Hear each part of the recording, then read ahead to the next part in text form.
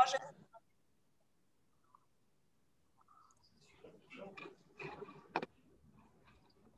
que vous voyez tous l'écran? Est-ce que vous voyez tous l'écran qu'on partage? Là, on te voit toi. D'accord, attendez.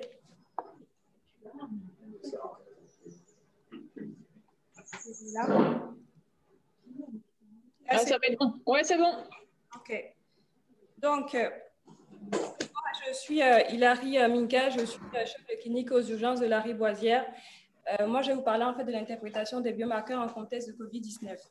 Donc, avant la pandémie, on avait des règles de prescription des biomarqueurs qui étaient plutôt claires. On avait la PCT pour les infections des voies respiratoires basses, les désimères pour la probabilité faible d'embolie pulmonaire, les BNP dans l'insuffisance cardiaque aiguë, la troponine dans le SCA, les bilans hépatiques n'étaient pas systématiques et les bilans de coagulation aussi. Depuis la pandémie, on remarque en fait qu'il y a beaucoup plus d'exhaustivité dans la prescription des biomarqueurs. On les prescrit de manière beaucoup plus importante, avec parfois des résultats qui sont difficiles à interpréter et un rapport diagnostique qui est très mitigé. On a aussi, en fonction des prescripteurs, différentes façons de prescrire et sans beaucoup de justification, d'où l'objet de ce SAF, de fournir en fait des éléments d'interprétation des résultats des biomarqueurs en contexte de COVID à partir d'articles de la littérature. Donc, la pathogénie en fait, du COVID-19, il faut retenir 5 choses. On ne va pas avoir le temps de les expliquer longuement. Il faut savoir qu'il y a 5 mécanismes en fait, qui vont expliquer en fait, la gravité de ces patients, l'hypoxémie, le SRA, l'inflammation, l'état même d'hyperinflammation, l'hypercoagulabilité, à l'origine aussi de thrombose.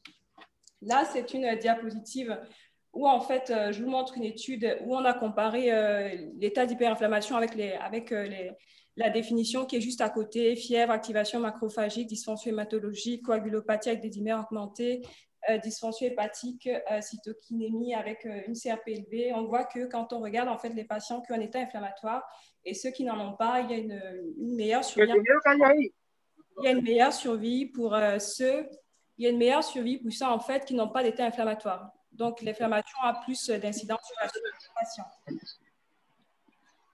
Là, c'est une étude en fait où on a l'évolution clinique en fait des patients atteints de Covid. On voit qu'on a une phase en fait préclinique où on a la déclaration des symptômes à peu près 5 jours, puis on a le début des symptômes, puis on voit que chez les patients symptomatiques, dans 40% des cas, ils ont une dyspnée et on a à peu près 15%, je ne vois plus là, on a à peu près 15% de patients à un stade sévère et 5% de patients en fait à un stade qui est critique. Là, c'est une étude en fait qui a été faite sur 138 patients hospitalisés en Chine, dans la ville de Wuhan en fait pour Covid-19. Elle a été en fait publiée dans le JAMA. On voit que tous les biomarqueurs, quels qu'ils soient, sont significativement élevés chez les patients qui sont en unité de soins intensifs par rapport à ceux qui n'ont pas en unité de soins intensifs. Coupez vos micros, s'il vous plaît. C'est le cas pour les D-dimères, c'est le cas pour les LDH, c'est le cas pour les azates, c'est le cas pour la créatinine, c'est le cas pour la troponine, c'est le cas pour la procalcitonine qui sont significativement plus élevés chez les patients qui sont en unité de soins intensifs par rapport à ceux qui ne sont pas en unité de soins intensifs. On a aussi plus au-dessus les lymphocytes qui évoluent plutôt dans l'inverse, on a toujours une lymphopénie beaucoup plus profonde chez les patients graves par rapport aux patients qui ne sont pas graves. Là, c'est en fait une étude, c'est la même étude en fait que celle où on voit que les patients en orange, vous avez en fait les patients qui ne survivent pas et en vert, les patients qui survivent. On voit en fait que quand on compare en fait la survie en fonction en fait de l'analyse des biomarqueurs, tous les biomarqueurs sont significativement plus élevés chez les patients qui ne survivent pas par rapport aux patients qui survivent. C'est le cas pour les D-dimères, c'est le cas pour la créatinine, c'est le cas pour les globules blancs, les lymphocytes, c'est toujours un peu dans l'inverse. Ils sont beaucoup plus bas chez les patients en fait, qui sont graves par rapport à ceux qui sont moins graves. C'est à peu près en fait une analyse aussi des biomarqueurs. Celle-ci a été plus publiée en fait dans le Lancet en rouge ceux qui ne survivent pas et en bleu ceux qui survivent. On voit donc une évolution statistiquement significative, péjorative pour les patients en fait qui ne survivent pas par rapport aux patients qui survivent.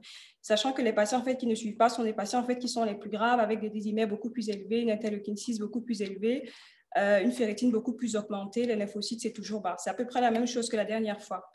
Ça, c'est une étude en fait qui a été publiée dans le JAMA sur l'incidence des événements thrombotiques, et on voit qu'on a combiné la population des patients qui sont en fait en unité de soins intensifs et ceux qui ne sont pas en unité de soins intensifs. On a une incidence de l'EP mesurée à peu près à 3,2%. Toute cause de mortalité, on attribue à l'EP 40% en fait de mortalité, et quand ils sont dans un état critique, dans à peu près 50% des cas, en fait, ils ont une embolie pulmonaire. Là, c'est ensuite une diapo, c'est la même étude, juste on s'intéresse un peu plus au dédimère. Chez les patients qui ont un événement thromboembolique veineux, c'est à cet endroit-là, on voit que le risque en fait d'embolie pulmonaire augmente avec l'augmentation des dédimères. Quand les dédimères en fait sont entre 500 et 1999, le risque en fait est à 2,6. Quand les dédimères sont entre 2000 et 4999, le risque en fait de faire un événement thromboembolique veineux, quel qu'il soit, passe à 4,7. Là, c'est une étude qui montre en fait, qui a travaillé sur le taux de co-infection COVID et autres pathogènes, que ce soit des virus ou encore des bactéries. On se rend compte, quand on regarde plus exactement ici, qu'on a très peu de cas, on a des co-infections entre le SRAS, ça c'est ceux qui ont vraiment un COVID positif, entre ceux qui ont le SRAS et ceux qui auront des bactéries, que ce soit du pneumocoque ou encore du plasme. Ça sous-entend, ces résultats sous-entendent bien qu'on a très peu de cas de co-infection, et donc les antibiotiques ne marcheront pas chez ces patients. Là, c'est une étude sur le dosage des BNP chez les patients en fait Covid. On voit aussi que chez les patients qui sont sévères, les biomarqueurs sont toujours en fait à la hausse par rapport à ceux en fait qui sont moins sévères. Et c'est pareil en fait, ça c'est juste où on fait la différence en fait des valeurs entre ceux qui sont sévères et ceux qui sont pas sévères. Donc, en fin de message, ce qu'il faut retenir de ça, c'est qu'au sein du COVID, il y a deux mécanismes physiopathologiques importants, le syndrome hyperinflammatoire et l'hypercoagulabilité. Déjà, la PCT n'est pas le reflet d'une surinfection bactérienne, c'est un sepsis viral. On n'a pas de... C'est assez nouveau en fait, comme thème, parce qu'on a l'habitude en fait d'associer le sepsis à quelque chose de bactérien. L'incidence de l'EPFF, 3,2%. On n'a pas défini de seuil ici. Ça veut dire que le risque de maladie thrombolique veineuse, quel qu'il soit, augmente proportionnellement avec l'élévation des dédimères.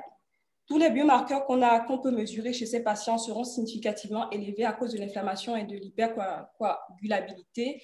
Et c'est toujours le cas chez les patients qui sont décédés ou graves versus ceux qui survivent.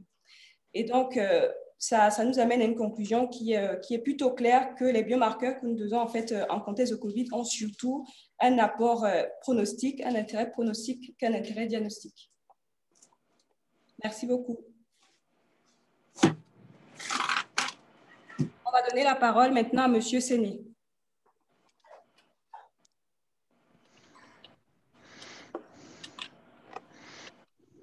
Hilary, je suis désolé, j'ai juste une micro-question. Je ne sais pas si on a le temps pour des questions ou s'il faut enchaîner. On va laisser d'abord enchaîner, garder les questions, et après on va se retrouver à la fin pour pouvoir répondre chacun. Ok, je retiens ma question, merci. Pas plus ça. Maxime. Là. Alors, vous m'entendez? Oui, je vous entends, Monsieur Séné. Très bien. Mais écoutez, merci pour l'invitation. Je vais essayer de tenir en 10 minutes. Ce n'est pas simple, mais on va essayer de s'y tenir. Donc, le titre dit parler de la corticothérapie. Je vais plutôt vous faire, on va dire, une revue sur, je ne sais pas celui-là, on va faire une revue sur les traitements que l'on a aujourd'hui, c'est-à-dire l'antiviral, le tocilizumab et les corticoïdes. Et donc, je serai mis au point sur ces études. Évidemment, je ne parlerai pas de l'hydroxychloroquine et de l'opinavir qui ont déjà été enterrés. Et donc, ça, ce n'est pas l'heure du jour. Donc, je vais commencer donc par un antiviral qui est le remdesivir. qui est un inhibiteur de la RNA polymérase, qui a déjà été testé dans la dengue, qui a été testé in vitro sur le SARS-CoV-1 avec une activité, une action inhibitrice, et une molécule pour laquelle les premiers résultats, qui étaient des résultats venant d'une étude compassionnelle, publiée donc en 2020 dans New England, montraient chez les patients qui avaient un âge moyen de 34 ans, qui était somme toute sévère, puisque 34 sur 53 étaient sous ventilation mécanique, montrait un taux de décès qui était autour de 13%, ce qui restait 13% pour des patients sévères reste relativement faible.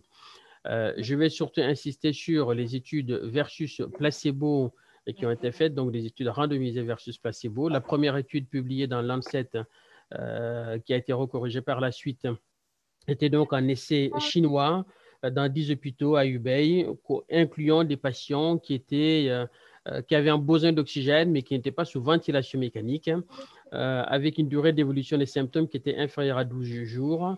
Et les patients étaient randomisés à 2 sur 1, 200 mg de remdesivir AG1 suivi de 100 mg de remdesivir DG2 AG10. Et les critères de jugement principal étaient le délai en jours pour une amélioration clinique qui était définie par une diminution de 2 points sur l'échelle que vous connaissez, hein, une échelle donc allant de 1 à 6. L'analyse était faite en intention de traiter et les résultats sont assez simples, vous le verrez par la suite, dont 155 patients dans le bras remdesivir versus 78 patients dans le bras placebo. Sur ce tableau, vous voyez que 2 tiers des patients inclus étaient sous corticoïdes pour une durée de 9 à 10 jours. C'est ce qu'on retrouve ici. La corticothérapie était quand même largement prescrite chez ces patients, quel que soit le groupe, avec donc une durée qui est de 10 jours. C'est peut-être un élément qui peut être important dans l'analyse des résultats. Les résultats sont résumés comme ceci. En rouge, vous voyez le remdesivir. En bleu, vous avez le contrôle. Là, c'est la probabilité d'amélioration et vous voyez ici un hazard ratio qui est à 1,23 mais qui n'est pas du tout significatif. Donc, pas de différence en tout cas sur ce qui concerne l'amélioration des patients. Il en était de même sur la charge virale. Ici, vous voyez ici en rouge le remdesivir, en bleu le contrôle. La diminution progressive de la charge virale de ces patients, que ce soit la charge virale au niveau des voies aériennes supérieures, que ce soit la charge virale sur des prélèvements qui sont beaucoup plus profonds, il n'y a pas de différence entre le remdesivir qui serait utilisé pour son activité antivirale et le contrôle. Donc, c'était donc la première étude à aller en tout cas dans le sens inverse de l'intérêt de cette molécule. Alors, l'étude américaine, qui est l'étude de Beigel, est une étude qui est financée par le laboratoire qui est Gilead. C'est une étude qui est une étude internationale multicentrique en double insu contre placebo, 60 sites dans le monde, donc 45 aux États-Unis. Vous voyez ici 22 sites en Europe. Les patients qui étaient inclus dans cette étude, vous voyez ici, 12% des patients sont sans oxygène. Ça, c'est un élément qui est important. 39% ont un apport d'oxygène simple, de l'oxygène à bas débit. Vous voyez ici quand même qu'il y a 29% des patients, un tiers des patients qui sont sous ventilation mécanique et 19% qui sont sous ventilation non évasive ou sous masque à haute concentration. Donc quand même environ 50% des patients qui sont quand même des patients sévères.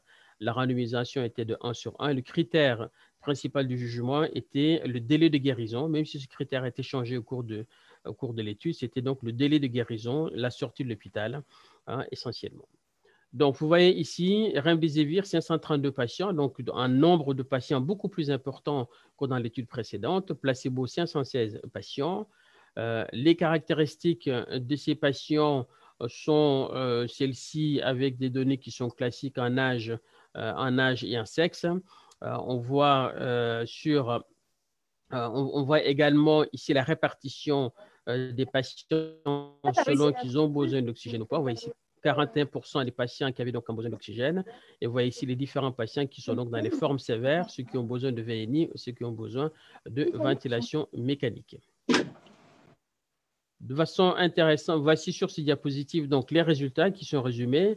Là, sur le premier graphe, donc en A, vous avez ici les résultats pour l'ensemble de la population, avec ici donc un rapport de taux de récupération, de taux de guérison qui est de 1,29, c'est-à-dire qu'il y a 30% environ de guérison en plus sous remdesivir que sous placebo, avec un délai de guérison qui passe de 15 jours sous placebo à 10 jours sous remdesivir. Quand on regarde maintenant et qu'on fait une analyse en sous-groupe, ce qu'ils ont d'ailleurs fait dans cette étude, l'analyse en sous-groupe montre qu'en réalité, les patients et les seuls patients qui bénéficient de l'intérêt de ce traitement, ce sont les patients qui ont besoin d'oxygène à bas débit. D'accord? Donc, dans ce groupe, vous avez un rapport de taux de guérison qui est à 1,45. Donc, il y a 45% de guérison chez les patients qui sont sur remdesivir par rapport aux patients qui sont sous placebo. Par contre, quand vous prenez les patients qui n'ont pas besoin d'oxygène, qui représentait environ 18% de l'étude, 12% de l'étude, les patients qui n'ont pas besoin d'oxygène. Si vous prenez les patients qui ont de l'oxygène à haut débit ou qui sont en ventilation non invasive, ou si vous prenez les patients qui sont en ECMO, vous n'avez absolument aucun bénéfice du traitement par remdesivir. De façon plus intéressante, quand on regarde en détail, toujours dans les analyses de sous-groupe, par rapport à l'âge, on se rend compte, tout compte fait. Alors, les patients jeunes profitent beaucoup plus du traitement, mais dans l'ensemble, quand même, il y a une vraie tendance à l'intérêt de remdesivir, quel que soit l'âge. Donc, ce n'est pas un facteur limitant.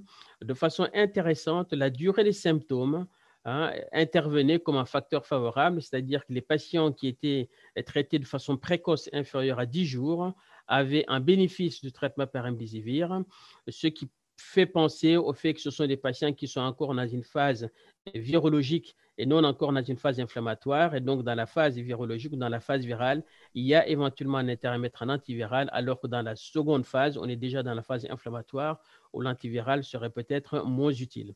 Enfin, ce que je vous disais, c'est que ce sont donc les patients qui reçoivent de l'oxygène à bas débit qui profitent réellement du traitement par remdesivir, contrairement à ceux qui n'ont pas besoin d'oxygène, c'est le groupe 4 selon la classification de l'AMS, et contrairement à ceux qui reçoivent de l'oxygène à haut débit ou la ventilation invasive, et contrairement à ceux qui sont sous ventilation mécanique. Donc, si on résume, qu'est-ce que j'allais dire donc sur dessus? J'allais oublier, il y a la mortalité qui est un autre facteur, qui était un critère secondaire. Dans la mortalité, ce qui est important, c'est de regarder les données ici. La mortalité globale sur cette étude, le risque de mortalité est de 0,55, le hazard ratio est de 0,55, donc il y a une diminution de la mortalité de 45% ou du risque de mortalité de 45% sur l'ensemble donc des patients. Par contre, une fois de plus, seul le groupe de patients, donc le groupe 5, ce sont les patients qui ont besoin d'oxygène. Seul ce groupe de patients bénéficie réellement du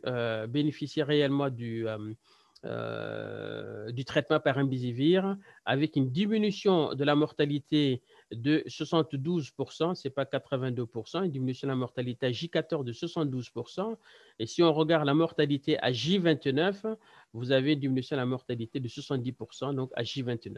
Donc, très clairement, ce groupe de patients qui sont des patients ayant besoin d'oxygène, mais oxygène à bas débit, sont réellement les patients qui bénéficient de l'intérêt du traitement par remdesivir, avec une réduction de la durée d'hospitalisation, plutôt une réduction de la durée des symptômes, et donc une augmentation du taux de guérison et en même temps une amélioration du risque de mortalité, donc une réduction significative du risque de mortalité. Donc, c'est ce que je résume ici. Donc là, je redis une fois de plus, ce n'est pas 82%, c'est 72%, donc à J14 et 70% à J29. L'efficacité, surtout chez les patients qui ont un délai de symptômes court inférieur à 10 jours, c'est aussi valable chez les patients qui ont moins de 40 ans que chez les patients qui ont plus de 65 ans. Et il y a une inefficacité, en tout cas démontrée, où l'efficacité n'est pas montrée chez les patients sans oxygène, avec oxygène à haut débit, avec ventilation mécanique.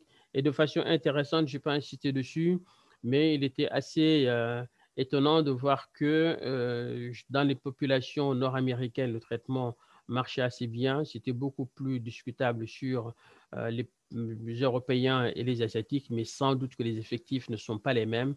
Et donc, il devient très difficile de comparer, en tout cas d'analyser ces données donc de ce groupe avec des effectifs aussi petits.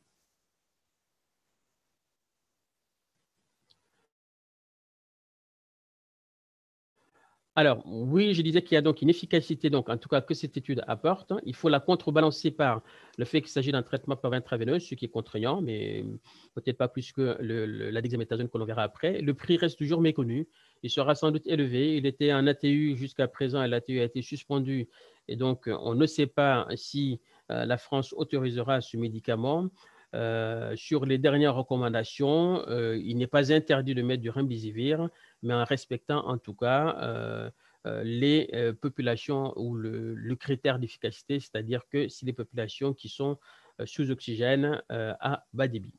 Attention, parce qu'il y a les études l'étude de l'EMS, les résultats de l'étude de l'EMS, qui est donc l'étude Solidarity, qui rassemble un grand nombre de pays, donc une étude mondiale avec des résultats qui semblent moins favorables que la première étude, que la deuxième étude sur le remdesivir. Donc, attention quand même jusqu'à ce qu'on ait l'intégralité des résultats. Maintenant, passons aux anti-inflammatoires, traitements anti-inflammatoires et aux biothérapies. On sait aujourd'hui qu'il y a 3 phases environ dans l'évolution donc, de la maladie. Une phase virale qui est donc la première phase, une phase où on commence à voir donc l'inflammation, une phase inflammatoire, et puis la phase de l'orage cytokinique avec la détresse respiratoire. Et dans cette phase inflammatoire et celle de l'orage cytokinique, l'importance de cytokines pro-inflammatoires comme l'interleukine 6 qui est sécrétée par les macrophages, dont les pneumocytes, puisque les pneumocytes du type 2 sont des macrophages, mais également par les monocytes, mais également par les cellules dendritiques. On sait que l'interleukine 6 pourrait favoriser à la pérennisation de l'inflammation. Et dans les études publiées au tout début du Covid, il a été assez souvent remarqué que les taux d'interleukine 6 sont beaucoup plus élevés chez les patients qui ont des formes sévères que chez les patients qui n'ont pas de forme sévère. Là, en l'occurrence, les patients qui sont sous ventilation mécanique avec des taux d'interleukine 6 beaucoup plus élevés. Et c'est pour ces raisons que le tocilizumab, qui est un anticorps monoclonal anti-IL6, a été proposé avec des mécanismes d'action sur lesquels je ne reviens pas. Et plusieurs études, et là je ne parlerai que des études randomisées, soit versus placebo, soit versus traitement standard.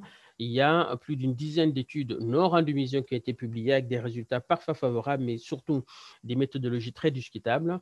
Donc, je ne me contenterai que de parler que des études qui sont randomisées. Et la première étude randomisée, qui est celle de Stone, c'est une étude qui a été financée par le laboratoire Roche qui commercialise le tocilizumab. Vous voyez ici 161 patients dans le groupe tocilizumab versus 81 patients dans le groupe contrôle. Pour faire très simple, les courbes sont celles-ci. En bleu, vous voyez le tocilizumab. En orange, vous voyez le placebo. Il n'y a aucune différence, que ce soit sur le recours à la ventilation mécanique ou le décès, que ce soit sur l'amélioration ou l'aggravation de l'échelle clinique de gravité, que ce soit sur le sevrage en oxygène. Il n'y a sur cette étude, qui est une étude versus placebo, il n'y a absolument aucun effet du tocilizumab.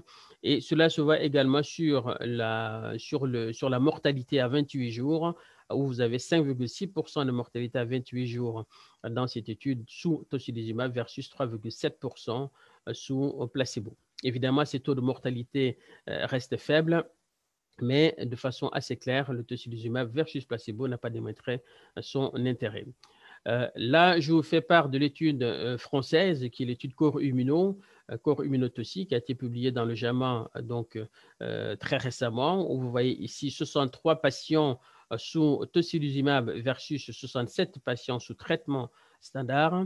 Là, je ne vous montre que la probabilité de survie à 28 jours. Et là également, vous voyez ici, entre la courbe verte, le tocilizumab, et la courbe jaune-orange, le traitement standard. Vous voyez que ces courbes se superposent. Donc là également, il n'y a pas d'effet démontré du tocilizumab sur la mortalité à J28. Et là, en l'occurrence, il s'agit de patients qui ne sont pas en réanimation. Il s'agit de patients qui ont des formes modérées à sévères, y compris des patients qui sont en ventilation non invasive ou sous oxygène à haut débit. Donc, très clairement, c'est la deuxième étude à montrer qu'il n'y a pas d'effet notable du tocilizumab sur la mortalité à 28 jours, même la mortalité à 14 jours. Une autre étude qui est une étude italienne, donc je vous ai parlé d'une étude américaine, une étude française, une étude italienne, publiée également dans le JAMA. Et là, même chose, 60 patients dans le bras TECI, 66 patients dans le bras en traitement standard. Et là, ici, vous voyez ici, sur l'aggravation clinique, les deux courbes se superposent et sur les sorties d'hospitalisation, les deux courbes se superposent également. Là, c'est la deuxième étude. La troisième étude a montré qu'il n'y a pas beaucoup d'intérêt, en tout cas, du tocilizumab pour ces patients. Donc, je vais m'arrêter sur celle-là, puisqu'il y a d'autres études qui sont en cours sur les formes sévères. Il y a des données non randomisées qui montrent que chez les patients parfois qui ont une forme sévère, ça peut être utile, ça peut aider à désintuber les patients beaucoup plus tôt. Mais une fois de plus, dans les études randomisées, versus placebo ou versus traitement standard, assez clairement, il n'y a pas d'effet notable du tocilizumab. Donc, ça reste quand même une vraie déception. On a eu énormément d'espoir sur cette molécule, mais finalement, très déçu. Quid de la corticothérapie, qui est un traitement anti-inflammatoire que nous connaissons bien et qui coûte nettement moins cher que le tocilizumab.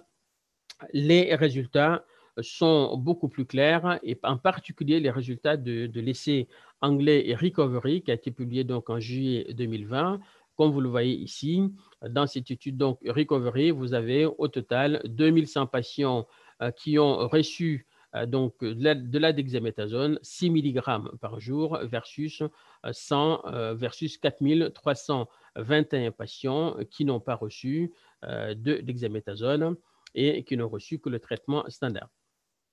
Les caractéristiques de ces patients sont celles-ci, vous voyez, une grande majorité de patients, 61% des patients à peu près dans chaque côté qui ont reçu, qui sont sous oxygène, et vous voyez 15% de patients qui sont sous ventilation mécanique, et il y avait 24% de patients qui n'avaient pas de traitement, qui n'avaient pas d'oxygène. Les caractéristiques épidémiologiques sont à peu près les mêmes, autour de 67 ans d'âge moyen, une majorité d'hommes, et un taux de symptômes, un délai de symptômes qui est de 8 jours, 8 à 9 jours. Donc voilà, globalement, les caractéristiques de ces patients qui sont très proches de celles que nous avons. Et les résultats sont sous ces 4 graphes. Vous voyez une différence significative entre la dexaméthasone et le traitement standard, que ce soit pour la mortalité, avec donc un rapport de ratio qui est de 0,83, donc une diminution de 17% de la mortalité chez les patients tout venant dans l'ensemble du groupe, mais ce bénéfice est réellement significatif chez les patients qui sont sous ventilation mécanique avec un rapport de ratio qui est de 0,64, donc une amélioration de 36% de la mortalité chez les patients qui sont sous ventilation mécanique. Par contre, par contre, avant d'arriver au par contre, chez les patients qui sont sous oxygène seul, vous avez également une amélioration du taux de mortalité de 18% plus tôt. Par contre, chez les patients qui n'ont pas besoin d'oxygène, il n'y a pas d'effet significatif de la dexaméthasone. Il y aura peut-être même un petit effet délétère. Donc, très clairement, la dexaméthasone semble être un bon traitement, pas cher et facile d'utilisation chez les patients qui sont sous ventilation mécanique ou qui ont besoin d'oxygène à faible débit. C'est ce que l'on retrouve sur cette diapositive sous forme de plot qui montre ici, vous voyez ici l'effet favorable de la dexaméthasone chez les patients qui sont en ventilation mécanique, chez les patients qui sont sous oxygène, et l'absence d'effet chez les patients qui sont sans besoin en oxygène. Quand on regarde là, dans les figures supplémentaires, on se rend compte que ce traitement semble visiblement donner beaucoup plus d'effets significatifs chez les patients qui ont moins de 70 ans, avec ici une diminution de 36% de la mortalité. On se rend compte que de façon peut-être étonnante, mais pas forcément étonnante puisqu'on est dans la phase inflammatoire, que le traitement semble avoir plus d'effet chez les patients dont la durée des symptômes est supérieure à 7 jours, c'est-à-dire ceux qui sont réellement dans la phase inflammatoire, comme on l'a vu sur les premières diapositives, avec ici une amélioration du risque de mortalité de 31%. Il y a d'autres études qui ont été faites avec la dexaméthasone, comme l'étude CODEX, qui est une étude italienne, qui montre également une amélioration ici chez des patients qui sont sous ventilation, qui montre ici une amélioration on va dire, plutôt l'extubation des patients. Hein, donc, c'est le temps sans ventilation mécanique qui favorise plutôt l'extubation des patients sous dexaméthasone. Enfin, je vous montre juste ici cette méta-analyse qui va apparaître dans l'étude qui est plutôt apparue donc, dans le JAMA, avec ici une méta-analyse donc, de l'ensemble des molécules anti-inflammatoires qui ont été utilisées. Mais vous voyez ici avec 3 études sur la dexaméthasone. Je ne parle pas de l'hydrocortisone qui a des effets anti-inflammatoires relativement faibles, et ça, on le sait. Et donc, ça a été utilisé à des doses fortes, comme on pourrait l'imaginer dans des pathologies de type insuffisance surrénalienne. L'hydrocortisone n'a aucun effet. La méthylprédnisolone, on n'a qu'une seule vraie étude qui a été publiée, et donc avec un effet qui est mitigé. Et donc, on reste sur l'effet de Codex et l'effet de recovery. L'effet recovery qui est l'effet principal qui permet de montrer qu'il y a un effet bénéfique de la corticothérapie chez les patients qui sont infectés par la COVID-19. Donc, en résumé, ce que nous avons de façon assez consensuelle aujourd'hui, c'est que l'utilisation de la dexaméthasone à 6 mg par 20 intraveineuse pendant 5 à 10 jours permet une réduction de la mortalité chez les patients qui sont sous oxygène et permet également une réduction de la mortalité chez les patients qui sont intubés. L'équivalence de 6 mg de dexaméthasone, c'est environ 40 mg de prédnisone ou de méthylprédnisolone.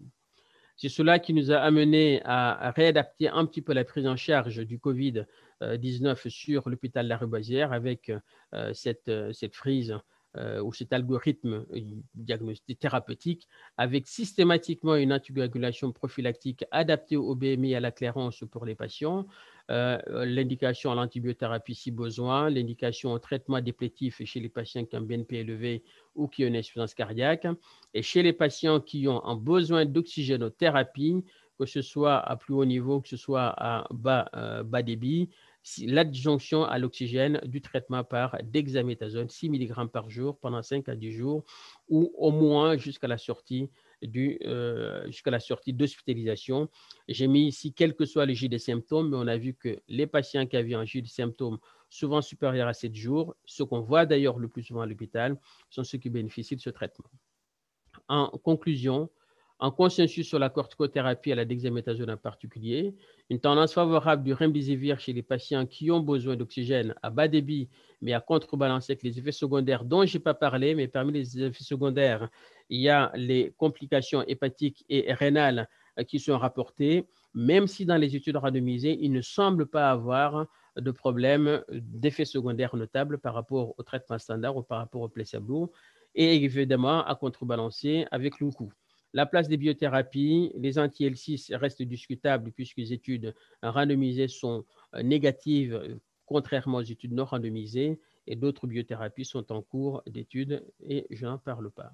C'est sur cette diapositive que je vous remercie pour votre attention. J'en ai fini. Je ne sais pas si je suis dans les temps, Hilary. C'est pas grave, Monsieur Séné. Voilà. Merci beaucoup, Monsieur Séné, pour votre intervention. On va donner la parole aux filles, Julia, Laetitia. Parfait. Je quitte là le partage d'écran.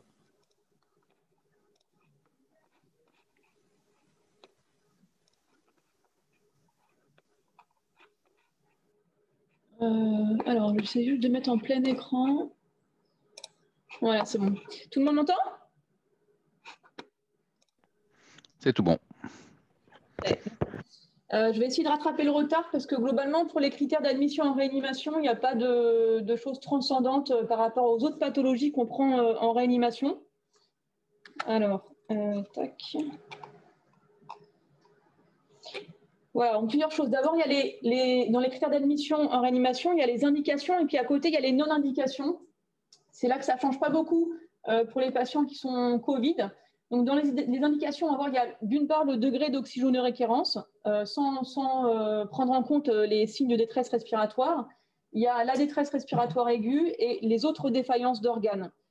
Concernant les non-indications, on a bien sûr, comme tous les patients qu'on refuse en réanimation, c'est les patients qui ont des troubles cognitifs sévères ou les patients qui sont grabataires. Qu'ils soient Covid ou pas, ces patients n'ont pas leur place en réanimation. Donc, il y a des recommandations qui ont été réactualisées en avril dernier par la SRLF, la Société française de réanimation, sur les critères d'admission et les modalités de prise en charge de ces patients dans le contexte pandémique. Donc, l'âge n'est pas un critère d'admission ou de non-admission. Après, il faut peut-être réfléchir un peu plus chez les patients âgés, mais l'âge seul n'est pas un critère. Ensuite, comme on fait pour tous les autres patients, qu'ils soient Covid ou non, on évalue les caractéristiques des patients, que ce soit les caractéristiques médicales, c'est-à-dire l'âge, l'autonomie du patient avant l'épisode aigu, l'espérance de vie en bonne santé après son séjour en réanimation, et est-ce qu'il y a un bénéfice attendu pour le patient d'être hospitalisé en réanimation. C'est les procédures décisionnelles habituelles qu'on applique pour tous les patients, et c'est une décision qui est collégiale entre le médecin qui prend en charge le patient et le réanimateur et d'autres médecins réanimateurs si ce n'est pas pendant une garde. Avant toute chose, il faut quand même respecter le souhait d'un patient s'il ne souhaite pas être hospitalisé en réanimation. Si ce souhait est exprimé à la première personne ou si le patient a écrit des directives anticipées qu'on a en notre possession, ou si on a un témoignage soit d'une personne de confiance, soit des proches ou du médecin traitant. Après, il faut bien sûr que le patient n'ait pas d'antécédent psychiatrique et qu'il soit bien conscient de sa décision. On n'admet pas un patient en réanimation, un patient Covid en réanimation, qu'on n'aurait pas pris de toutes les façons pour un autre critère d'admission, pour une autre pathologie. Donc, ce n'est pas parce qu'il est Covid qu'on va plus prendre un patient que par rapport à une autre pathologie. Et tout ça, c'est des patients qui sont très comorbides, complètement dépendants et qui ont un pronostic défavorable à court terme. Ensuite, une fois que le patient est en réanimation, c'est là qu'il faut commencer à réfléchir parce que les patients Covid restent assez longtemps hospitalisés en réanimation. Donc, il faut réévaluer quotidiennement le niveau d'engagement thérapeutique, que le patient soit Covid ou pas, ce qu'on fait tous les jours. Enfin, il faut faire des soins qui soient, on va dire, adaptés à la situation des patients et parfois décider de ne pas mettre en place certaines thérapeutiques qui peuvent paraître invasives, tout en discutant avec le patient lui-même sur ce qu'il souhaite, s'il est capable de donner son avis, les proches, les médecins référents, éventuellement un gériatre pour les patients qui sont âgés. Toutes ces décisions médicales et ces modalités de prise en charge doivent être consignées dans les dossiers des patients, même pour les patients qui sont proposés en réanimation et qu'on refuse en réanimation. Donc, le professeur Azoulay a écrit des recommandations en fait, qui reprennent un peu ce que j'ai déjà dit, un algorithme décisionnel pour admettre les patients en cas d'infection à SARS-CoV-2 en hypoxémie sévère. Tout ça, d'abord, il faut anticiper. Une fois que le patient est admis à l'hôpital, que ce soit en médecine ou aux urgences, se renseigner déjà sur le souhait du patient, s'il a des directives anticipées, une personne de confiance ou des proches ou un médecin traitant ou référent. Et ensuite, il faut évaluer tout ce qui est inhérent au patient, c'est-à-dire sa fragilité. Il y a une échelle de fragilité qui a été décrite dans cet article que je vais vous montrer après. Les comorbidités du patient, son âge et son état neurocognitif. Avec tout ça, on peut décider d'admettre le patient en réanimation ou pas en fonction de s'il a des critères pour aller en réanimation, que ce soit respiratoire, hémodynamique, neurologique. Et donc tout ça, c'est évalué avec le réanimateur.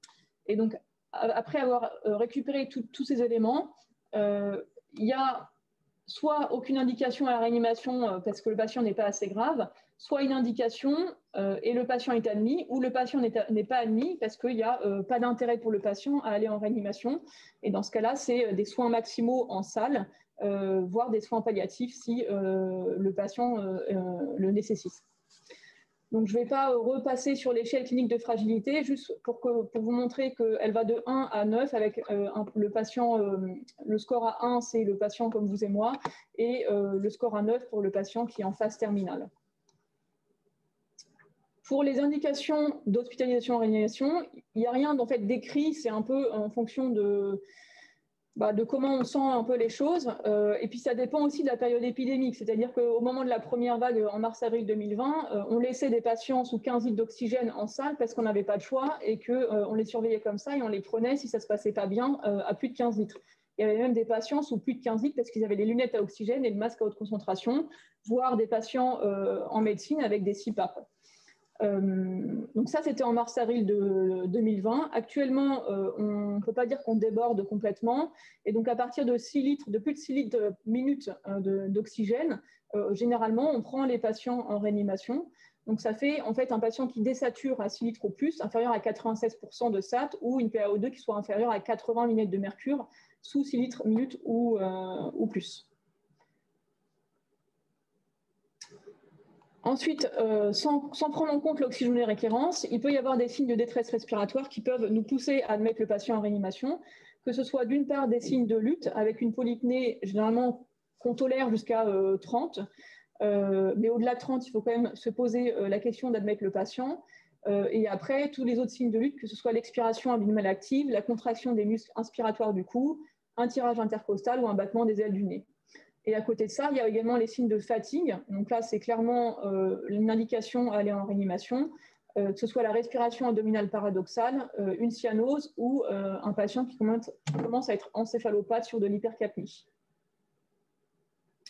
Enfin, même si le patient n'a pas une oxygénoréquérence nécessitant une hospitalisation en réanimation, ni des signes de détresse respiratoire, il peut y avoir d'autres défaillances d'organes qui peuvent indiquer une hospitalisation en réanimation. Ça peut être soit des troubles de la conscience qui sont dus soit par exemple à une encéphalopathie hypercapnique ou à une encéphalopathie Covid, soit une insuffisance rénale aiguë nécessitant une hospitalisation en réanimation, ou encore un état de choc autre, sans forcément de rapport avec l'infection à SARS-CoV-2. Voilà, je vous ai mis la bibliographie et merci de votre attention. Merci beaucoup. Merci beaucoup, Laetitia.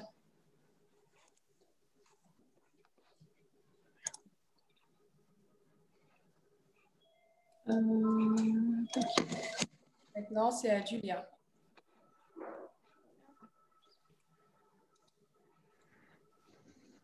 Oui,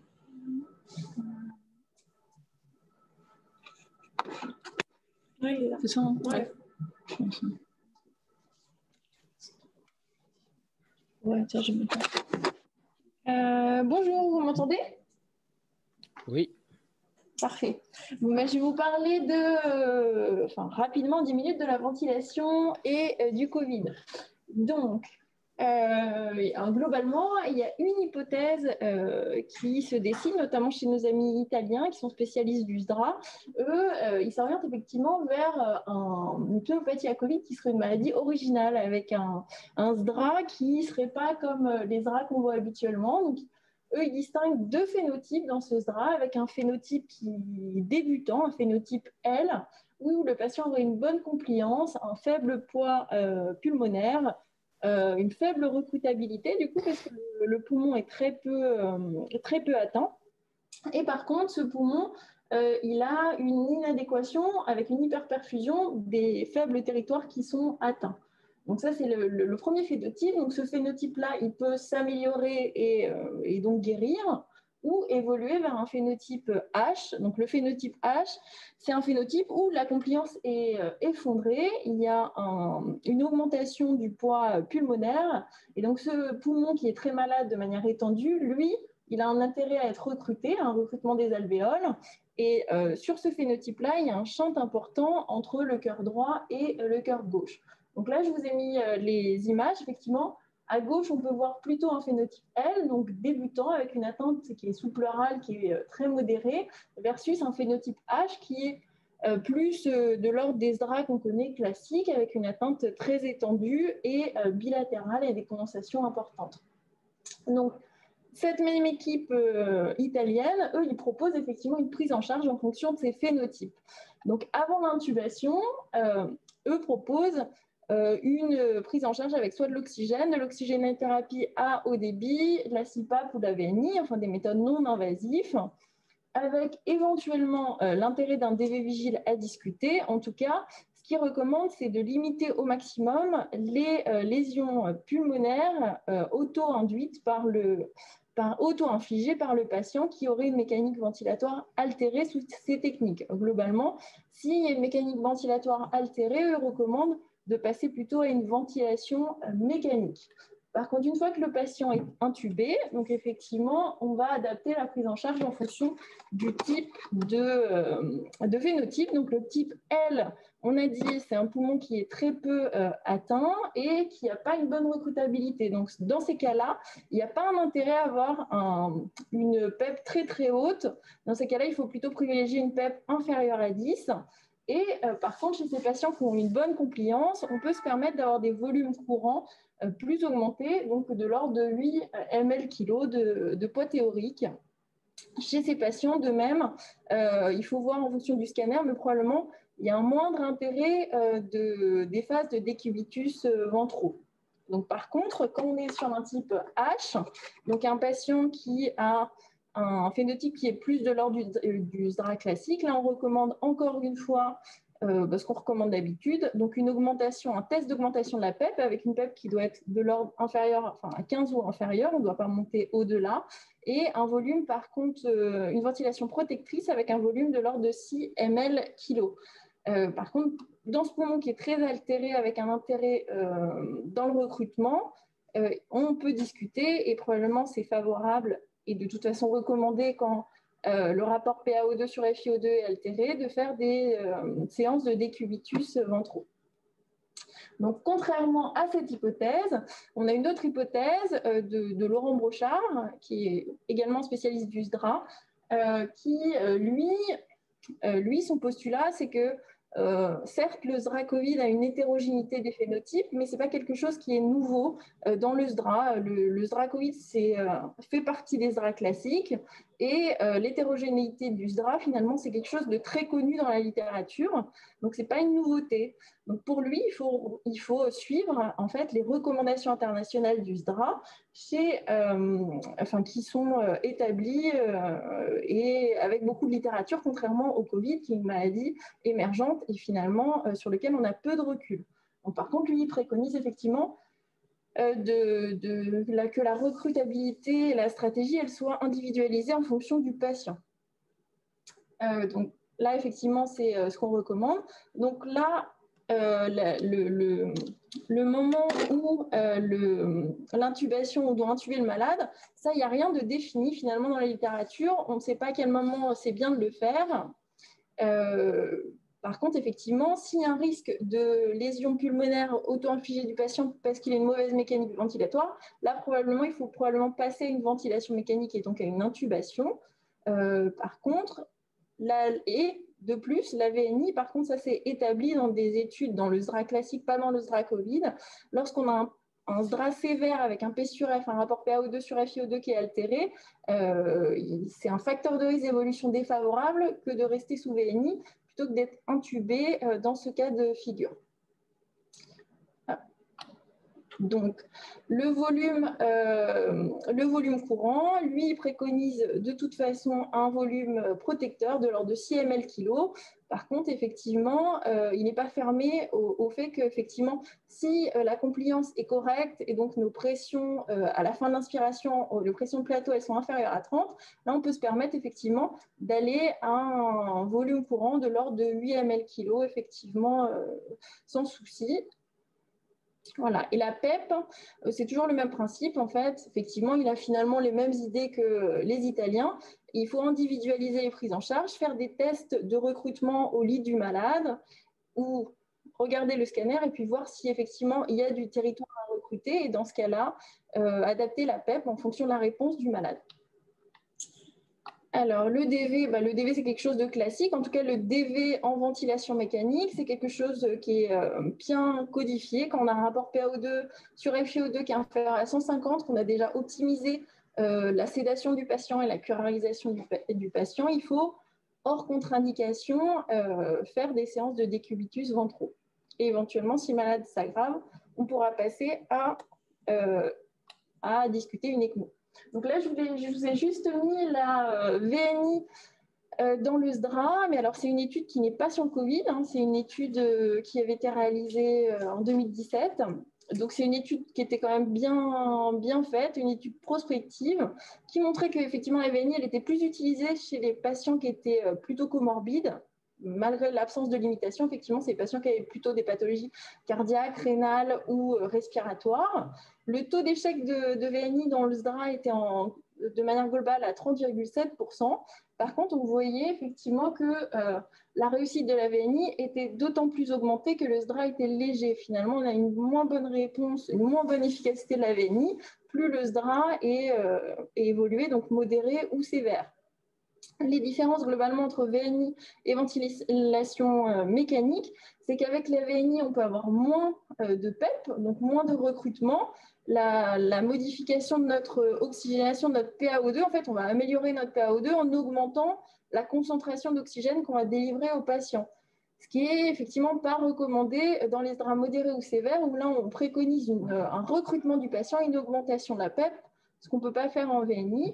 D'autre part, on recommande d'avoir une ventilation protectrice dans les draps sévères et avec la VNI, malgré le fait qu'on conduise bien notre VNI, les volumes courants ils sont plus élevés que dans la ventilation mécanique. Donc là, effectivement, on peut le voir sur ce schéma. Là, c'est le passage en fait de VNI à ventilation mécanique. Le rapport P sur F, il augmente quand on intube le malade, il est en ventilation mécanique. La PaCO2, elle va avoir tendance à augmenter également parce qu'en VNI, on avait tendance à hyperventiler, avoir des plus gros volumes qu'en ventilation mécanique, où la fréquence respi est plus basse et le volume courant également plus bas. Et de même, la PEP, on peut l'augmenter en ventilation mécanique. Donc, globalement, si on prend tous les SDRA et la VNI, il n'y a pas de différence en termes de mortalité si on utilise VNI ou ventilation mécanique. Par contre, dans les SDRA sévères, avec un rapport PaO2 sur FiO2 inférieur à 150, là, on voit effectivement qu'il y a une significativité, que l'évolution, il y a un facteur de risque d'évolution défavorable quand on a été pris en charge initialement par VNI versus ventilation mécanique dans les SDRA sévères.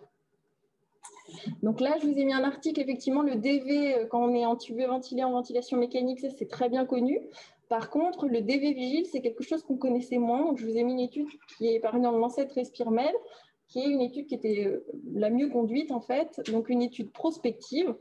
Donc, elle disait donc que le DV vigile, c'était faisable, que qu'il n'y avait pas d'effets indésirables graves s'ils étaient bien surveillés. Et on voyait effectivement que quand on se met en DV, donc avant la mise en DV, on a un rapport PaO2 sur FiO2 qui est de l'ordre de 180. 10 minutes après la mise sur un décubitus ventral, on a ce rapport qui augmente. Donc effectivement, on a un recrutement, une amélioration de l'hématose. Par contre, 1 heure après la remise en décubitus dorsal, le rapport PaO2 sur FiO2, il baisse de nouveau.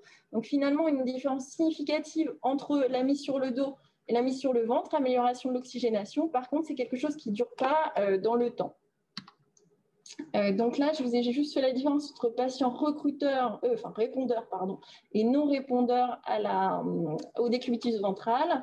Le patient répondeur, en fait, son rapport PaO2 sur FiO2, il va être augmenté quand il a été remis en DD 1 heure après, plus augmenté en tout cas qu'avant le DV, versus le patient non répondeur, c'est un patient dont le rapport PaO2 sur FiO2 s'est même effondré par rapport à avant la mise en décubitus ventral. Donc les différences entre répondeurs et non répondeurs, les patients répondeurs, généralement, c'est les patients qui ont été mis plus tôt en décubitus ventral par rapport à plus tôt après l'admission à l'hôpital. C'est des patients qui sont aussi plus inflammatoires là, ils avaient une CRP plus augmentée. Par contre, on voit qu'il n'y a pas de différence, que les patients soient répondeurs ou non répondeurs au DV, il n'y a pas de différence en termes d'intubation orotrachéale, il n'y a pas de différence. Les patients qui ne sont pas plus intubés ou non, s'ils ne répondent pas au décubitus ventral, il n'y a pas de différence en termes de délai de survenue de l'intubation et il n'y a pas de différence, on n'est pas répondeur ou plus répondeur en fonction de la durée longue ou non de ce décubitus ventral ou la répétition des épisodes de décubitus ventraux. Donc, je vous dis juste un mot sur les draps très graves, donc qui nécessitent un recours à l'ECMO. Donc, il y a l'ECMO véno-veineuse et l'ECMO véno-artérielle dans le Covid. Donc, l'ECMO véno-veineuse, ce sont les draps sévères avec persistance pendant plus de 6 heures, malgré une sédation, une curarisation et la réalisation de séances de DV d'un rapport PaO2 sur FiO2 inférieur à 80, donc plus de 6 heures. ou d'une acidose hypercapnique avec un pH inférieur à 7,25, une PCO2 supérieure à 60, plus de 6 heures, malgré une ventilation bien menée avec une pression plateau qui sont contrôlées inférieure à 32, une ventilation protectrice et une PEP qui est quand même augmentée. Un test de recrutement avec la PEP. On peut également, dans le Covid, faire une ECMO véno-artérielle. Donc là, c'est dans le cadre de chocs cardiogéniques réfractaires au traitement qui peuvent compliquer dans le Covid une myocardite, une embolie pulmonaire après échec ou contre-indication de la thrombolyse, voire un infarctus du myocarde. Bien évidemment, l'ECMO doit être raisonnée et on ne met pas effectivement d'ECMO si les patients ont des comorbidités très importantes ou ont des âges très avancés. Donc là, je vous ai mis une étude justement internationale sur les différents résultats de l'ECMO en fonction des pays. Donc, ils ont poolé effectivement leurs résultats.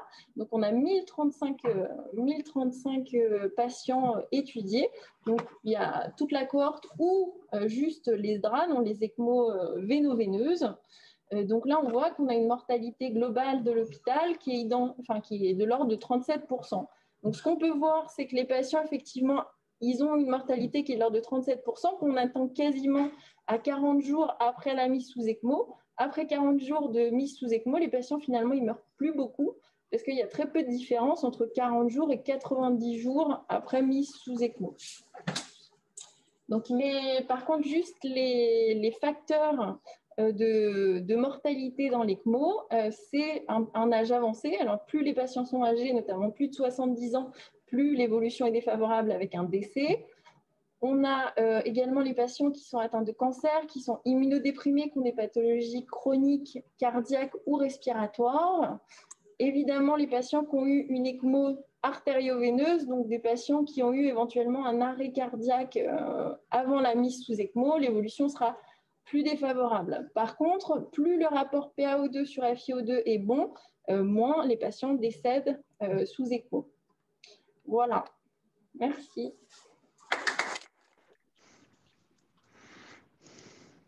Merci beaucoup, Julia. Merci.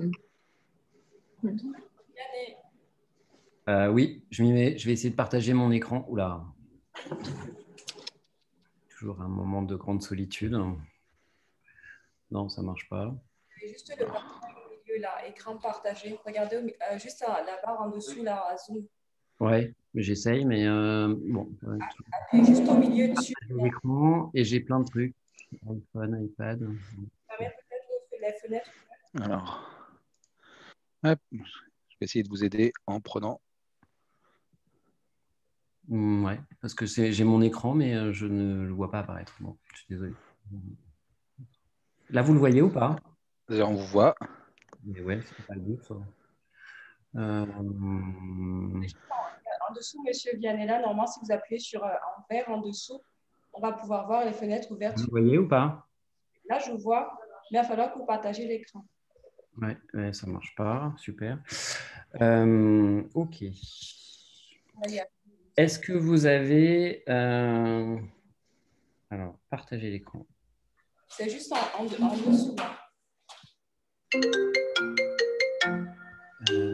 plus, j'ai mon téléphone qui sonne. Ouais, juste en dessous, je sais, je le vois bien, mais je ne le vois pas apparaître. Alors sinon, moi, je vous l'ai mis dans le truc, dans le Dropbox. Diana, il faut que tu ouvres ton diapo, en fait, avant. Ouais, mais il est ouvert. Ouvert. OK. Et quand tu appuies sur écran partagé, tu ne peux pas le voir apparaître sur les différentes possibilités d'écran. Ben, je vois ouvrir préférence système. Alors, attends, je regarde. Non, je ne le vois pas apparaître. Ah, peut-être là. C'est un grand moment de solitude, comme d'habitude, mais c'est pas grave. On est avec toi. L'administrateur l'autorise à partager son écran. Ouais. Non, il est autorisé, c'est bon. J'ai toutes les autorisations, mais je ne peux pas prendre le contrôle à distance sur son PC en plus. Imagine, hein. Quel grand moment de tristesse. Attendez, parce que moi, je vois un PowerPoint, mais visiblement, le partage, veuillez réessayer ultérieurement. Ils me disent réessayer ultérieurement, c'est bien. D'accord. Est-ce que vous arrivez à le trouver sur la Dropbox? Parce que je vous l'ai mis, ça s'appelle Urgence Covid-19. Je vais le trouver, l'ouvrir comme ça, je vais le partager depuis ici. Ouais.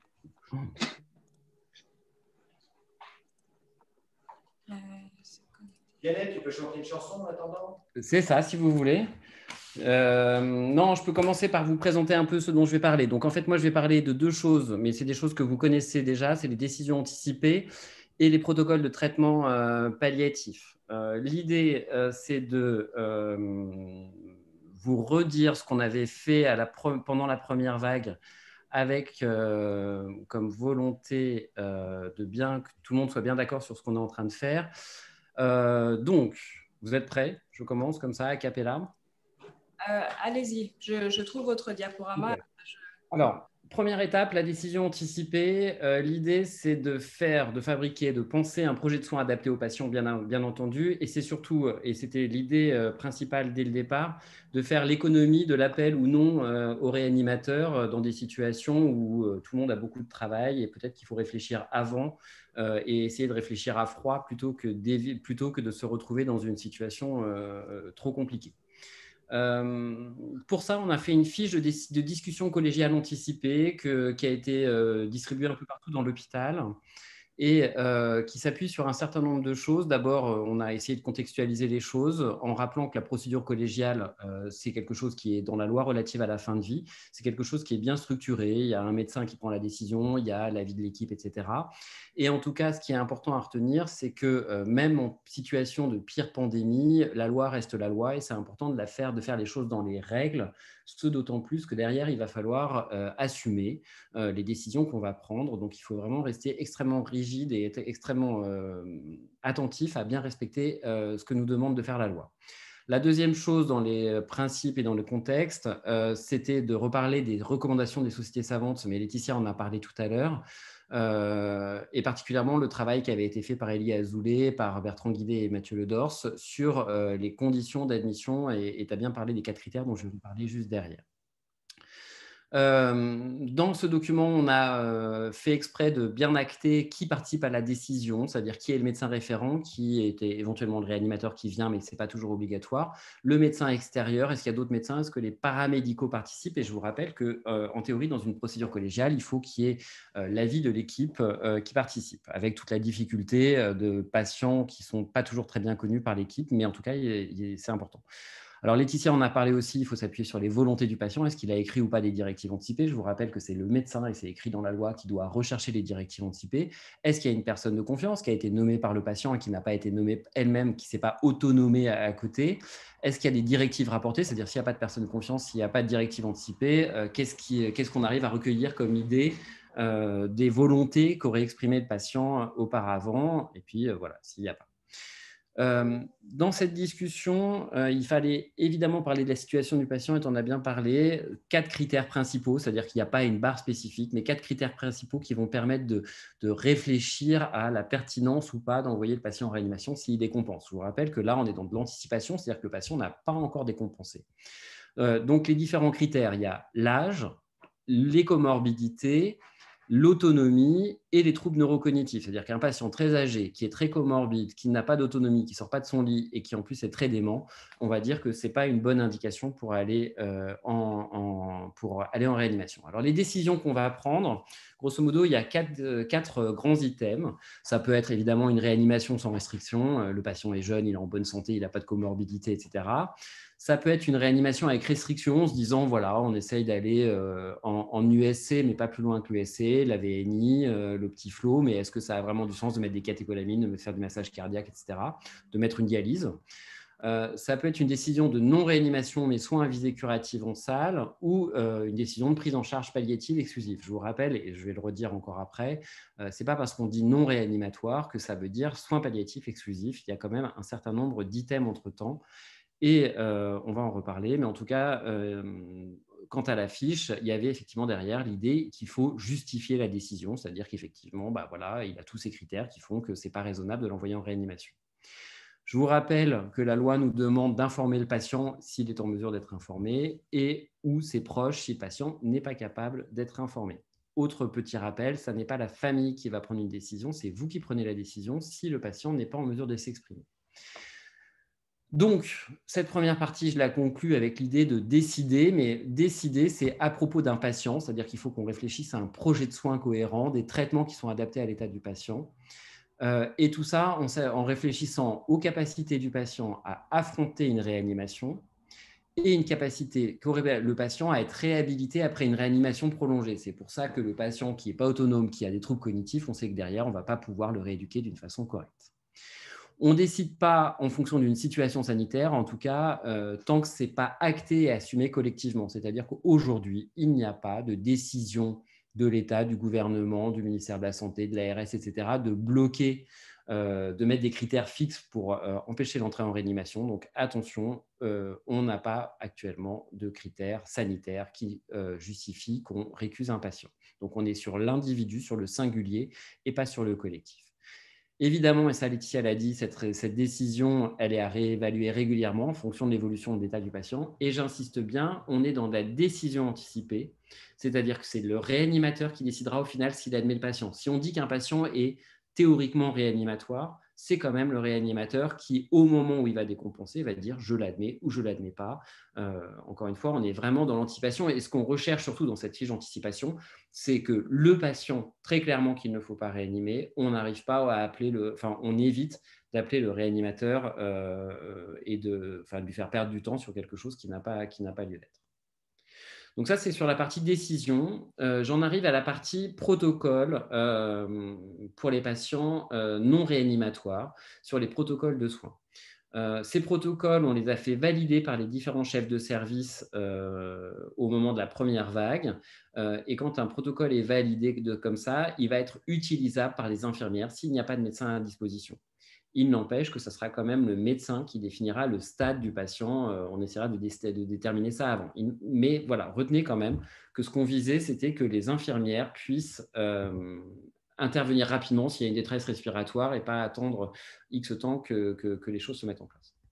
Alors, il y avait 4 niveaux. Le niveau 0 pour les patients non réanimatoires, c'est ce qu'on a appelé le traitement médical maximum en salle. Donc, ça peut s'appeler NTBR, qui veut dire Not to be reanimated, ou FLET, ça c'est du jargon de RMT, mais en tout cas, sachez que ça veut dire fiche de limitation de l'engagement thérapeutique. C'est quelque chose qu'on fait depuis que moi je suis arrivé à Lariboisière en réanimation médicale.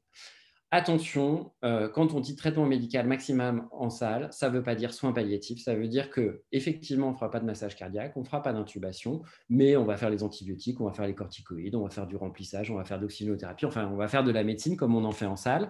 Et par contre, d'un point de vue symptomatique, chez ce patient avec le traitement maximum, on va essayer tant que possible de respecter la dyspnée qui lui permet de s'oxygéner.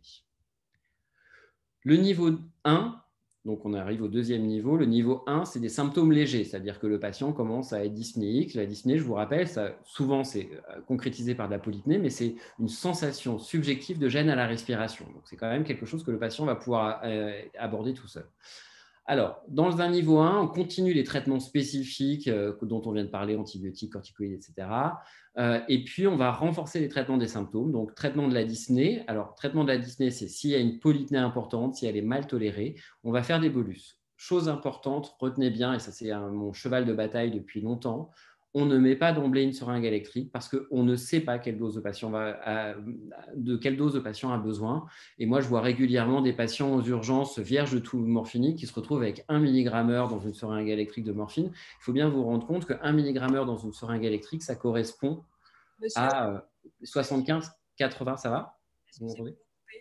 J'ai trouvé le document, du coup, je vais essayer de vous le partager. On en est à la diapo 9. Pas de seringue électrique, si vous mettez 1 mg/h, c'est comme si vous mettiez à peu près 80 mg de morphine per os par jour au patient, ce qui peut être une dose chez une personne âgée un peu fragile, qui peut être une dose qui permet de bien dormir et peut-être même de ne pas respirer. Donc, premier temps, on essaye de faire des bolus. Deuxième symptôme, c'est l'anxiété-agitation. Là, on va utiliser le midazolam à 0,5 mg en bolus aussi, avec l'idée, le midazolam, l'intérêt, c'est vraiment une benzodiazépine qui, avec ces dosages-là, est très maniable et a une durée d'action suffisamment courte pour que si le patient est un peu surdosé, qu'il puisse émerger rapidement. Bon, évidemment, la fièvre, on le traite avec du paracétamol. Sachez aussi que dans les autres symptômes que les patients présentaient, en tout cas pendant la première vague, beaucoup d'encéphalopathie, donc avec des hallucinations, des nausées, vomissements, confusion ou agitation, confusion ou agitation. Et là, on utilise des neuroleptiques comme l'Aldol, quand on peut en péros, ou du Largactil quand on n'a pas de voie péros possible. Le niveau 2, on arrive avec une défaillance respiratoire débutante, avec une aggravation des symptômes ou une aggravation des symptômes extra-respiratoires. Et là, il va falloir être un peu plus actif, proactif dans les traitements symptomatiques. Et on va commencer donc sur la défaillance respiratoire, on fait des bolus beaucoup plus rapides, beaucoup plus rapprochés, puisque là, on va faire des bolus éventuellement renouvelables toutes les 10 minutes. Sur l'anxiété agitation, on va être avec des doses de midazolam plus élevées, avec 1 mg renouvelable toutes les heures. Et puis à ce moment-là, même si c'est très peu arrivé, il peut y avoir de l'encombrement. Et le traitement de l'encombrement, la première étape, c'est de diminuer les apports hydriques. On se rend compte que les patients, ils ont 3 litres d'apport par jour parce qu'ils ont tous leurs médicaments, plus la base, etc. Donc, première étape, c'est de diminuer les apports hydriques. Et deuxième étape, c'est de mettre en place de la scopolamine, donc 3 à 6 ampoules par 24 heures, ce qui correspond à 1,5 à 3 mg en seringue électrique, si possible en sous-cut, mais on peut le passer en intraveineux. Le niveau 3, c'est celui qu'on a le plus craint au premier et qu'on voit quand même beaucoup moins, c'est la détresse respiratoire asphyxique. Donc, chez le patient non réanimatoire, une détresse respiratoire asphyxique, il faut bien comprendre, c'est ce qu'on décrit comme le poisson en dehors du bocal. Le patient présente une sensation de mort imminente, il peut être dans la panique, il est souvent dans l'effroi. Moi, je me souviens d'une dame là, à la première vague, en fait, elle était tellement mal qu'elle n'arrivait pas à poser sa tête sur l'oreiller, en fait, tellement elle était là à chercher son air, à faire son poisson en dehors du bocal. Donc là, l'idée sur le niveau 3, c'est de mettre en place une sédation en urgence. L'objectif, il est très clair, faire perdre conscience. On veut rendre le patient inconscient pour lui éviter cette situation insupportable de mort imminente. Là, on commence par une titration avec du midazolam, 3 mg IV, puis 1 mg toutes les 3 minutes, jusqu'au moment où le patient est sédaté. Et si le patient est toujours très polypnique et très, très inconfortable, on peut faire un relais en seringue électrique après, une fois qu'on a fait la titration. Et puis, si les symptômes cessent, c'est-à-dire si sa respiration s'améliore, on laisse le patient se réveiller. Autre chose importante à discuter, à mon avis, dans cette détresse respiratoire asphyxique, c'est l'arrêt de l'oxygène. C'est-à-dire que ce patient qu'on endort parce qu'il est en train de mourir en s'étouffant, quel intérêt il y a à continuer l'oxygène qui ne va faire que prolonger cette agonie qui est voilà, dans une situation d'inconscience. Donc voilà, c'est vraiment quelque chose à discuter. L'arrêt de l'oxygène, on en a fait beaucoup, hein. Moi, je trouve que l'intérêt, c'est de ne pas le faire tout seul. Et en tout cas, nous, chaque fois que ça a été possible, on a accompagné les équipes paramédicales et médicales dans l'arrêt de l'oxygène pour ces patients. Et puis, bien évidemment, s'il y a d'autres symptômes, on continue à traiter, comme on l'a vu dans les niveaux 0, 1 et 2. Dernière diapo avant de laisser la place à la discussion. Autour du décès, sachez qu'il y a on a très rapidement, au sein de l'AP, autorisé les visites au moment du décès. Donc, en fait, ce qu'on avait autorisé, en tout cas pendant la première vague, c'était que 2 proches puissent venir si le patient était en train de mourir. On donnait des conseils d'hygiène, on disait de ne pas toucher, pas embrasser. On aidait les proches à s'habiller, on a demandé à des externes d'aider à ce moment-là. Et puis, ce qu'il faut se dire, c'est qu'il faut aussi s'autoriser à laisser cette famille seule, c'est-à-dire qu'il n'y a pas besoin d'un soignant qui est là à la fois comme témoin et à la fois qui serait là pour surveiller. Je crois que c'est un moment qui est suffisamment difficile pour ne pas… voilà, on peut faire confiance à la majorité des familles. Une fois que le patient est décédé, il reste 2 heures dans la chambre après la mort. Et là, en fait, il peut être présenté à la famille avec seulement 2 proches qui peuvent venir. Et puis, sachez quand même qu'effectivement, derrière, il est mis dans ses housses. Donc après, la housse est fermée. Et donc, les proches peuvent venir à la chambre mortuaire. Mais par contre, il y a une mise en mer immédiate, c'est-à-dire qu'ils ne pourront pas voir la personne décédée. Si je fais un aparté sur autour du décès, c'est qu'il y a quand même, il faut bien imaginer un peu moins dans la deuxième vague, mais dans la première vague, les gens voyaient partir leurs proches, ils avaient des nouvelles par téléphone, ils ne savaient pas ce qui se passait et à un moment, on leur a annoncé que c'était la fin, qu'il était mort et les gens ne le voyaient pas. Et vous pouvez imaginer toute la part fantasmatique qui peut s'installer dans une situation où une famille… voit un proche partir et on lui rend dans une boîte sans qu'il puisse savoir si c'est bien lui à l'intérieur et avec des deuils extrêmement compliqués par la suite. Voilà, c'était grosso modo, j'ai fait un peu vite et je suis désolé pour le problème de PowerPoint, mais voilà ce que j'avais à vous dire. Donc, on décide en fonction du patient, on ne décide pas sur des critères sanitaires qui actuellement n'ont pas été actés et derrière, on essaye d'adapter un traitement, soit pour préserver la polypnée chez le patient qui va pouvoir éventuellement s'en sortir, en tout cas veiller à agir sur son inconfort et s'il meurt dans des conditions abominables de détresse respiratoire asphyxique, de pouvoir l'endormir efficacement, que ce soit le jour ou la nuit. Voilà, merci à vous. Je ne sais pas si vous avez des questions. Enfin, voilà, voici l'heure des questions. Merci beaucoup, M. Vianney. Donc, on a terminé les présentations. Maintenant, c'est l'heure des questions.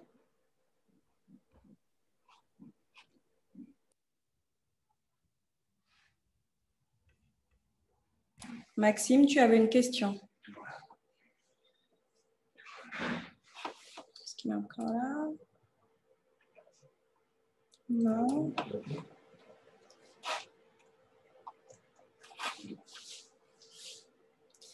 Est-ce que vous avez des questions ou tout vous semble clair?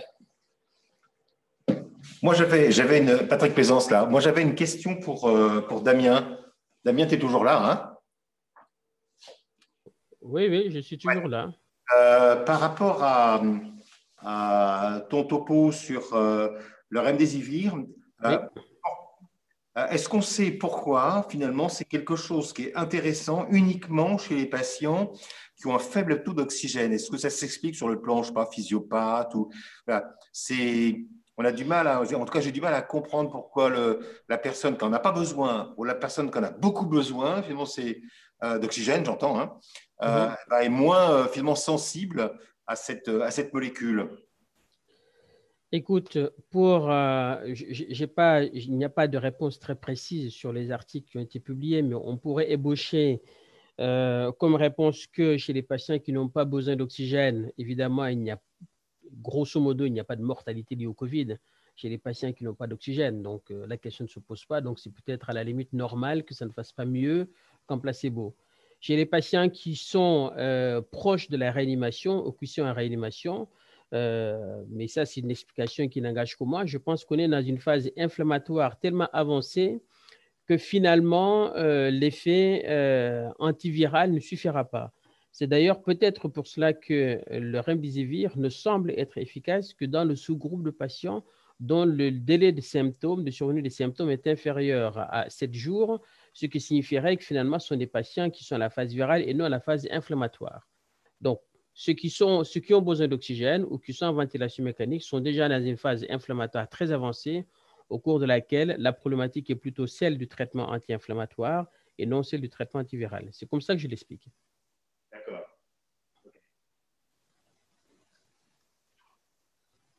Merci beaucoup, M. Séné. Est-ce qu'il y a d'autres questions?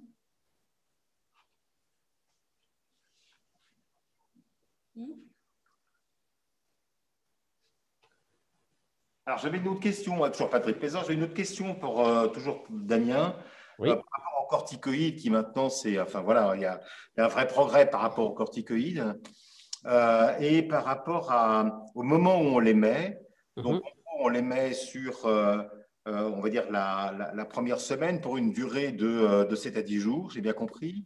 La précocité, enfin, dire, la précocité des corticoïdes, par exemple, entre nous qui les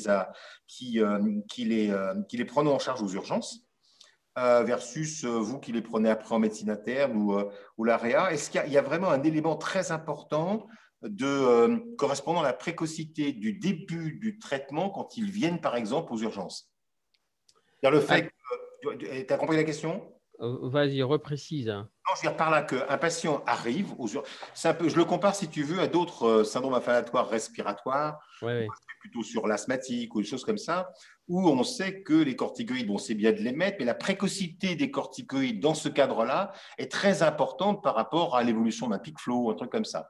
Est-ce que sur la partie Covid, on a aussi un élément qui nous permet de dire que la précocité du traitement chez ces patients là, spécifique, eh bien, est extrêmement importante. On pourrait parler du choc septique avec la golden hour. Enfin, tu vois, est-ce que c'est quelque chose d'important ou pas? Écoute, dans les études, ça n'a pas été analysé, c'est-à-dire qu'on n'est pas dans une évaluation horaire de l'introduction de la corticothérapie. Ce qui a été analysé, c'est l'introduction de la corticothérapie par rapport au délai de survenue des symptômes. Ça a été analysé dans les sous-groupes, surtout dans Recovery, qui montre que c'est un traitement qui est intéressant chez les patients qui sont déjà à plus de 7 à 10 jours de manifestation de symptômes, donc qui sont déjà dans la phase inflammatoire. Donc, quant à l'introduire, soit aux urgences, soit en médecine ou à l'UHU quand les patients sont admis, je pense qu'on n'est peut-être pas sur une question horaire. En tout cas, il n'y a pas d'évaluation sur la question horaire. Donc, je pense que s'il y a un oubli et qu'on introduise la corticothérapie 3 heures ou 4 heures ou 5 heures plus tard, je ne suis pas sûr que c'est un effet majeur. Patrick, c'est Stéphane Mouly à l'appareil. La réponse à ta question, je pense qu'on l'aura dans 3 mois. Je m'explique. Quand on a manipulé les corticoïdes au cours de la première vague, on a mis du temps avant de voir leur efficacité potentielle. Et une des raisons, c'est qu'on les a manipulés trop tard et qu'on n'a pas su sélectionner les malades. Les données de Recovery et les données de toutes les études cliniques, y compris les cohortes qui ont été analysées entre avril et juillet, août 2020, montrent qu'aujourd'hui, on connaît le starter. Le starter des corticoïdes, il est très simple. Et c'est ce qu'on a vu avec les experts avec lesquels on m'a demandé de travailler au ministère. C'est à partir du moment où le malade nécessite de l'oxygène, mettre des corticoïdes, ça peut l'aider. Et probablement, les analyses de la deuxième vague vont peut-être montrer qu'il y a certains patients qui seraient partis en réanimation ou qui se seraient considérablement aggravés au cours de la première vague et pour lesquels on a réussi à éviter l'aggravation parce qu'on a raisonné monosynaptique. Il a besoin d'oxygène, on lui met des corticoïdes. Ce starter-là, on le connaît. Quand est-ce qu'il faut les mettre? À partir du moment où ils ont besoin d'oxygène, je ne peux pas te dire, comme dit Damien, 2 heures, 3 heures, 5 heures, 24 heures, mais je pense que c'est un mauvais débat et je pense qu'on ne doit pas se poser la question dans ces termes-là. Le vrai terme qui était une discussion intéressante avec Djelali Hanan, les experts lyonnais et tous ces gens avec qui on a travaillé, c'est quelle est la définition de l'oxygénorequérance? Un réanimateur, il va te répondre une réponse. Un interniste, il va te donner une autre réponse. Un gériatre, il va te donner une troisième réponse.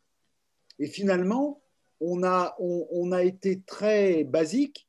On s'est dit qu'à partir du moment où un malade avait du mal à respirer et qu'il avait une fluctuation de sa saturation en oxygène et qu'il avait besoin d'oxygène, il était éligible d'abord à une hospitalisation et à une oxygénothérapie. Ce sont les malades hospitalisés qu'on met sous corticoïdes. Et on sait aujourd'hui, et ça c'est dans l'étude Recovery, que si tu les mets trop tôt, si tu mets les malades ambulatoires sous corticothérapie, tu les aggraves. Donc ce starter-là, on le connaît. Après, l'affinage du starter, c'est probablement dans les prochaines analyses qu'on va l'avoir. En tout cas, c'est le recul qu'on en a aujourd'hui, nous, dans la pratique. D'accord, ok. Merci beaucoup, Stéphane. Merci beaucoup. Est-ce qu'il y a d'autres questions?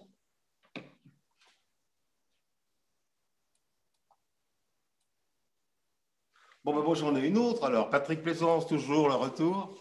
Là, c'est pour les patients. Alors, je ne sais plus qui va causer de ça. Les patients qui sont pour la ventilation, en DV. Pour les patients qui sont en DV, ce qui est intéressant, c'est finalement les nouveaux patients non intubés et de voir un peu, pour moi, la différentielle entre le DV qu'on faisait habituellement chez les patients intubés ventilés et le DV qu'on a fait chez les patients qui sont en ventilation spontanée. Et finalement, ce qui est intéressant, c'est de voir un peu la courbe d'évolution, je dirais, des cubitus dorsales, DV des cubitus dorsales à nouveau, où on a vraiment une vraie évolution du rapport PaO2 et FiO2 et le fait que le DV même en ventilation spontanée soit intéressant. Moi, ce qui m'intéresserait, c'est de savoir finalement, quels sont les critères qui vous font dire, donc c'est pour les réa, que ce patient-là mérite, toujours en ventilation non spontanée, hein, mérite plus ou moins le DV? Est-ce que c'est le confort ou l'inconfort du patient? Est-ce que c'est plus il tient en DV, mieux c'est? Et le deuxième élément, c'est qu'est-ce qui fait qu'un patient se réaggrave? C'est-à-dire, en gros, un patient qui s'améliore de façon significative, j'imagine qu'il doit avoir une compliance plus forte et une élastance plus faible. Quelle est la part du recrutement et quelle est la part de la partie inflammatoire dans cette évolution du plus-moins DV?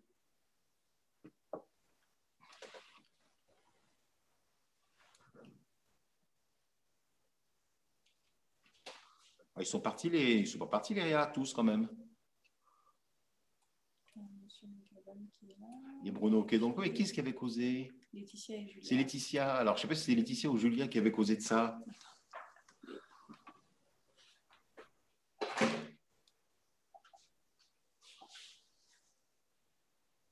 Bon, c'est une caution con alors. Non, c'est qu'ils ont dû être appelés peut-être pour aller réanimer un patient, mettre un patient à DV. Non, j'imagine. J'imagine. Bon, ben, c'est pas grave alors. Ah, d'accord. Ils sont en train de faire les trans.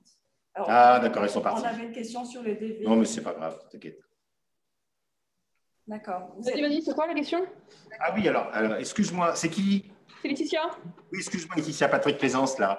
J'avais une question qui était par rapport aux patients en DV. Oui. Ventilation spontanée, et la courbe d'évolution DV en ventilation spontanée, donc décubitus dorsal, DV décubitus dorsal, dans l'étude en question. On voit bien qu'il y a une amélioration très forte, et cette amélioration très forte, elle est due à quoi?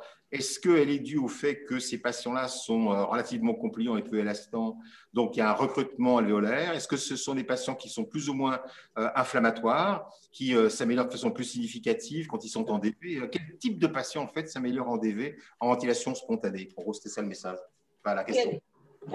C'est une étude qu'a présentée Julia, c'est ça? Parce que du coup, je n'étais pas là sur le topo de Julia.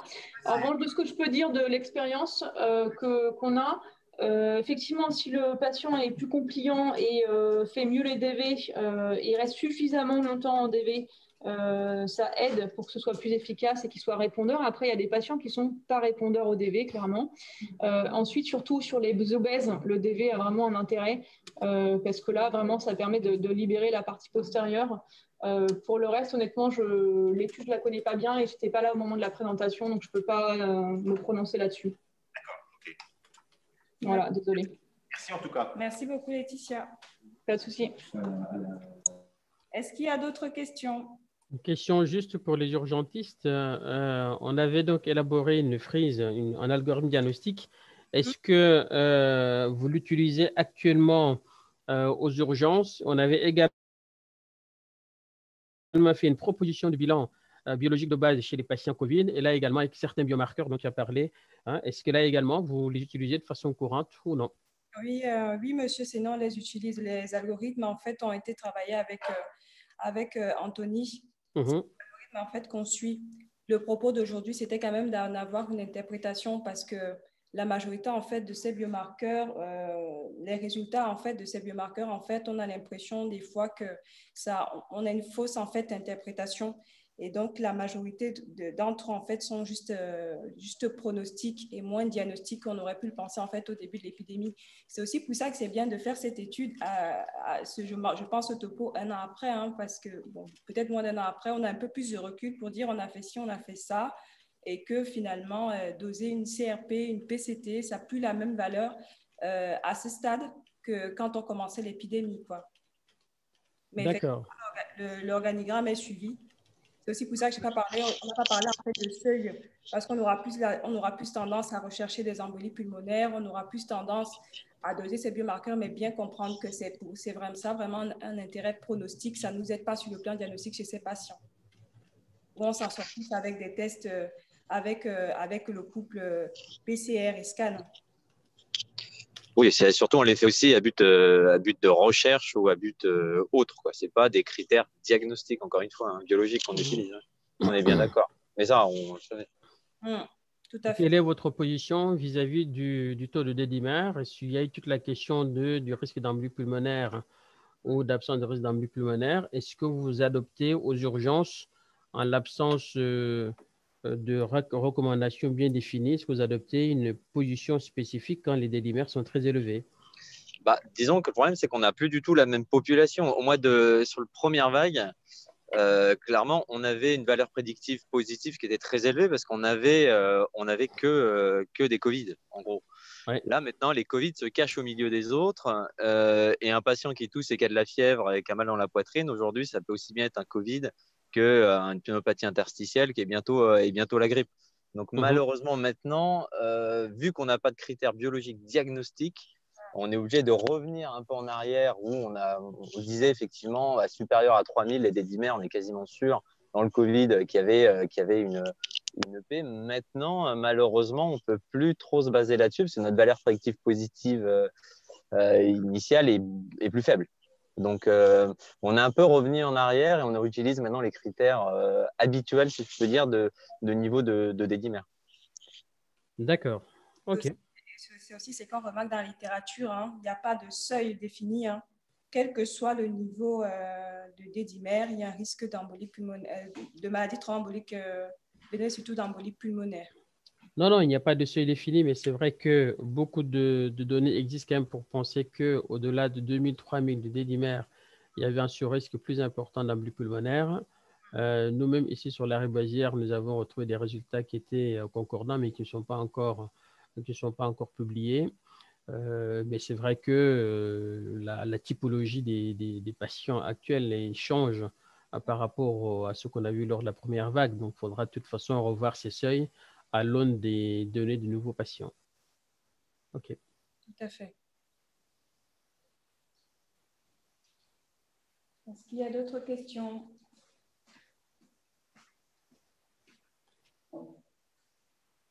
Est-ce qu'il y a d'autres questions?